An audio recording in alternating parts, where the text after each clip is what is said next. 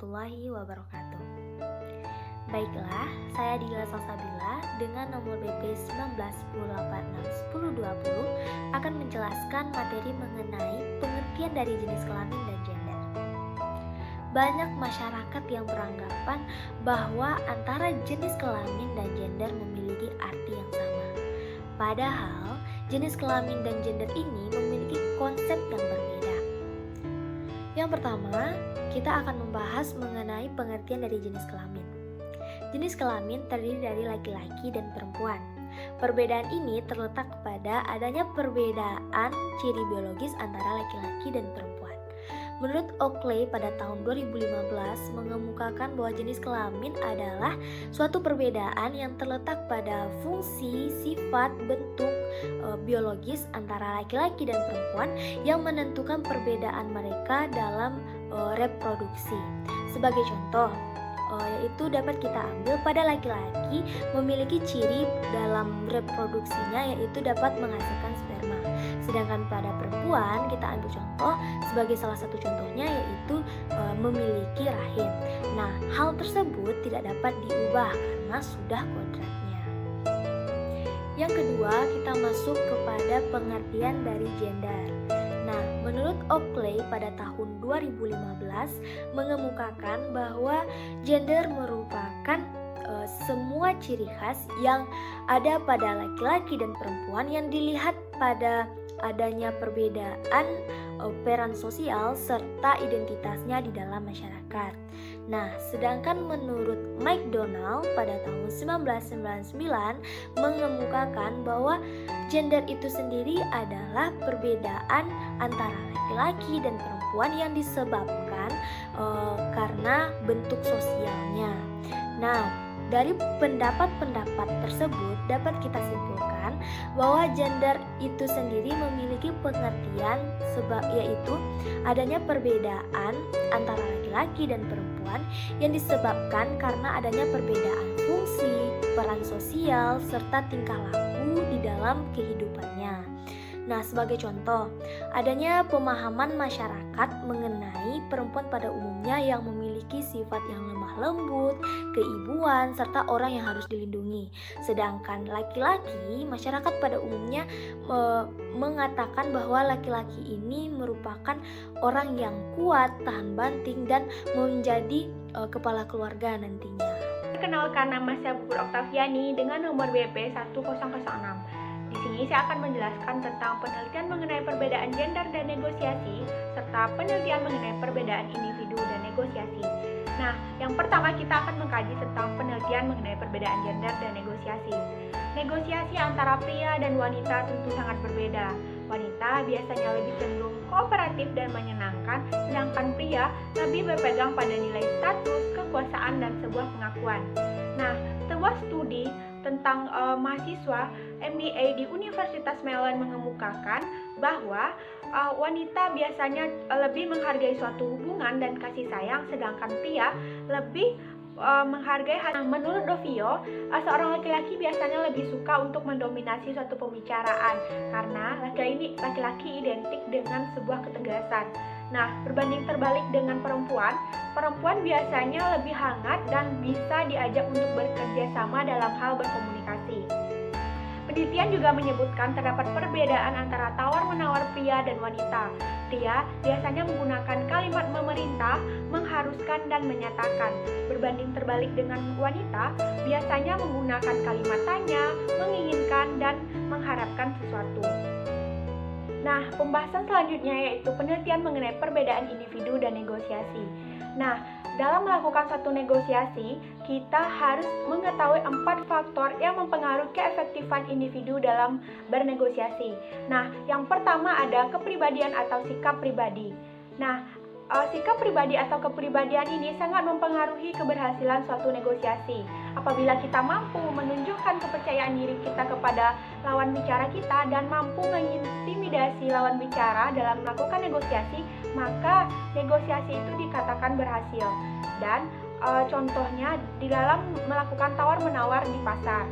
Nah, yang kedua faktornya yaitu suasana hati atau emosi. Nah, kita harus mampu menyesuaikan suasana hati dan emosi kita dalam melakukan negosiasi. Nah, contohnya, kita harus mampu menunjukkan sikap amarah kita apabila lawan kita juga menunjukkan sikap yang sama. Nah, sikap emosi yang kedua yaitu kekecewaan. Biasanya, apabila kita memunculkan sifat kekecewaan, maka akan menarik simpati lawan bicara kita. Nah, terkadang dalam melakukan negosiasi, kita perlu menunjukkan tipu daya dalam melakukan ekspresi. Faktor yang ketiga yaitu faktor budaya. Orang yang memiliki kebudayaan yang berbeda tentu melakukan negosiasi secara berbeda pula. Contohnya, orang Kolombia akan lebih baik bernegosiasi dengan sesama orang Kolombia dibandingkan bernegosiasi dengan orang Sri Lanka. Nah, yang kedua, dalam melakukan negosiasi lintas budaya, kita harus memiliki sifat keterbukaan, yaitu global implication. Nah, gaya bernegosiasi antara satu kultur dengan yang lainnya tentu saja berbeda, apalagi kita dihadapkan dengan banyak negara-negara yang terlibat di dalamnya, yang biasa juga disebut dengan negosiasi internasional. Nah, ada dua komponen atau konteks penting dalam negosiasi internasional. Yang pertama ada environment context atau konteks budaya, dan yang kedua ada immediate context. Nah, konteks yang pertama yang biasa juga disebut dengan environment context atau konteks lingkungan, yaitu berisi tentang tekanan-tekanan di lingkungan. Contohnya ada pluralitas politik, ada fluktuasi mata uang, serta ada kontrol pemerintah dan birokrasi dalam bernegosiasi. Nah, kitor yang kedua yaitu immediate context. Nah, di dalam immediate context ini terdapat beberapa hal.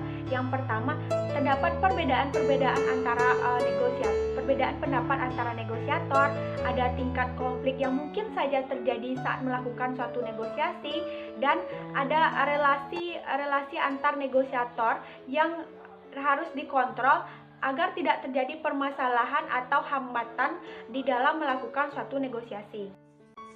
Oke, terima kasih. Nama saya Karyo Rich Rainer dan BP nomorku 19108680002. And within this video, I will be talking about personality and negotiation dan negotiation skills. Tapi bilingual, pakai bahasa Inggris dan bahasa Indonesia juga. Kepribadian dan negosiasi. Studi ini membahas 3 kekurangan dalam efek kepribadian dan penelitian kinerja negosiasi. Yang pertama ada 5 dimensi kepribadian, 5 ciri kepribadian luas yang dijelaskan oleh teori ini adalah ekstraversi, juga sering diajak ekstrovert, keramahan, keterbukaan, kesadaran, dan neurotisme. Yang kedua, hasil negosiasi distributif, integratif, dan compatible. Yang satu, saling ketergantungan antar pihak seringkali dipengaruhi oleh perbedaan kepentingan atau tujuan. Para pihak mungkin menemukan diri mereka dalam situasi di mana kepentingan atau tujuan kedua belah pihak adalah sama dan terbatas. Finite umumnya berarti bahwa bunga adalah jumlah tetap dan tidak dapat diperluas. Yang nomor 2, negosiasi yang melibatkan tujuan atau kepentingan terbatas dikenal sebagai negosiasi distributif. Yang nomor 3, jika para pihak memiliki kepentingan yang tidak secara langsung bertentangan, yaitu para pihak menginginkan hal yang persis sama. Ini dikenal sebagai negosiasi yang kompatibel. Yang ketiga, saling ketergantungan negosiasi. Dampak alternatif dalam negosiasi diadik dengan satu, memberi negosiator kemungkinan belaka untuk bernegosiasi dengan pihak luar, dan nomor dua, memeriksa peran moderasi motif sosial negosiator. Misalnya dengan mahasiswa bisnis yang terlibat dalam negosiasi tatap muka atau kedua anggota pasangan diberi opsi keluar, kemungkinan untuk meninggalkan negosiasi saat ini dan memulai negosiasi baru dengan orang lain. Oke. Keterampilan negosiasi. Keterampilan negosiasi adalah kualitas yang memungkinkan dua atau lebih pihak mencapai kompromi. Ini seringkali merupakan soft skill dan termasuk kemampuan seperti komunikasi, persuasi, merencanaan, menyusunan strategi, dan kerjasama. Memahami keterampilan ini adalah langkah pertama untuk menjadi negosiator yang lebih kuat. Oke. Yang satu, communication. Essential communication skills include identifying non-verbal cues and expressing yourself in a way that is engaging. It is important to understand the natural flow of conversation and always ask for feedback. Active listening skills are also crucial for understanding the other party, yang orang lain. By establishing clear communication, you can avoid misunderstandings that could prevent you from reaching a compromise. Mistakes. Persuasi, the ability to influence others is an important skill for negotiation. It can help you define why your solution is beneficial to all parties and encourage others to support your point of view. Yang nomor 3, planning. Perencanaan. In order to reach an agreement that benefits both parties, it is crucial you consider how the consequences will impact everyone in the long term. Planning skills are necessary not only for the negotiation process, tapi also for deciding how the terms will be carried out. Strategizing atau membuat strategi. The best negotiators enter a discussion with at least one backup plan. Ada plan A, plan B, but often more, plan C, plan D.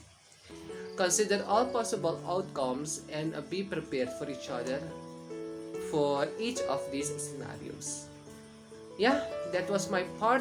Thank you for your attention. Terima kasih.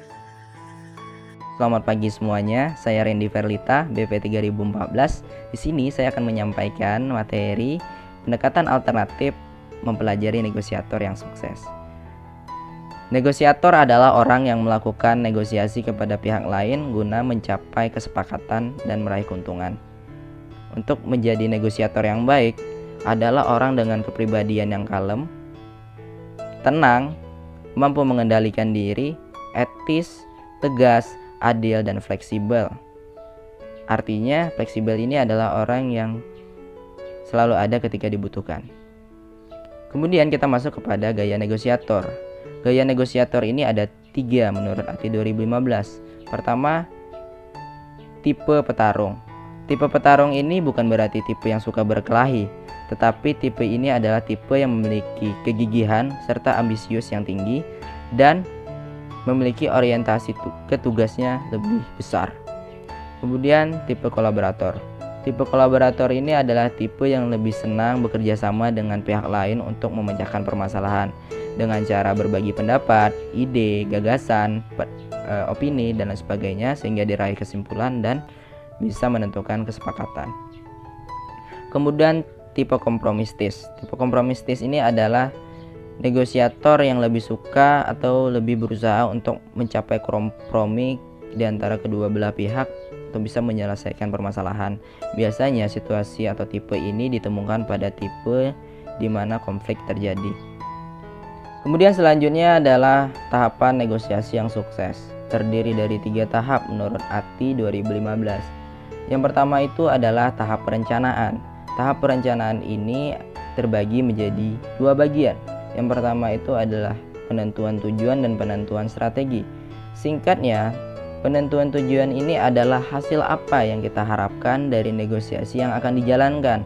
Situasi apa yang kita harapkan? Apakah ada goncangan, berjalan mulus, atau ada perdebatan? Di situ kita menentukan. Kemudian barulah kita masuk kepada strateginya. Strategi apa yang pengen kita pakai, langkah apa yang pengen kita jalankan, dan step by step apa yang pengen kita laksanakan untuk mencapai tujuan yang telah ditentukan. Barulah kita masuk kepada tahap implementasi atau tahap praktiknya. Terdiri dari 4 strategi. Yang pertama itu adalah strategi cara Anda, yakni cara kamu dalam bagaimana kamu mempercayai suatu penawaran, kemudian bagaimana kamu mempengaruhi pihak lain untuk bisa menerima penawaran yang kamu tetapkan. Kemudian yang kedua adalah strategi bekerja sama. Bisa dikatakan strategi bekerja sama ini adalah strategi gotong royong dalam memecahkan persoalan guna menemukan kesepakatan dengan cara mendengarkan pendapat pihak lain untuk menemukan kesimpulan dan meraih kesepakatan. Kemudian yang ketiga adalah strategi tidak bertindak apa-apa. Strategi tidak bertindak apa-apa artinya adalah suatu penawaran itu sudah memiliki nilai yang mutlak. Jadi mau bagaimanapun pihak lain mempengaruhinya tidak akan berubah suatu pendirian pada saat negosiasi itu. Jadi begitu. Kemudian yang keempat adalah strategi melangkah ke tujuan lain. Terkadang untuk mencapai tujuan itu tidak semudah yang dibayangkan. Artinya masalah yang ingin dituntaskan tidak menemukan solusi. Maka dari itu diperlukan perpindahan tujuan guna menemukan solusi yang lebih ideal. Kemudian yang ketiga adalah tahap peninjauan negosiasi. Tahap peninjauan negosiasi terdiri dari 3, yakni adalah memeriksa apakah tujuan yang telah kita tetapkan di awal sudah tercapai atau belum. Jika belum, maka sangat penting untuk dilakukan perbaikan dan revisi guna tidak terjadi lagi pada saat negosiasi selanjutnya. Kemudian jika sudah, maka sangat penting diperiksa kembali apakah situasi yang sudah berjalan pada saat negosiasi sebelumnya berjalan atau baik. Jika sudah, maka sangat diperlukan untuk pemantapan kembali agar negosiasi selanjutnya bisa berjalan lebih sukses. Itu presentasi dari saya. Assalamualaikum warahmatullahi wabarakatuh.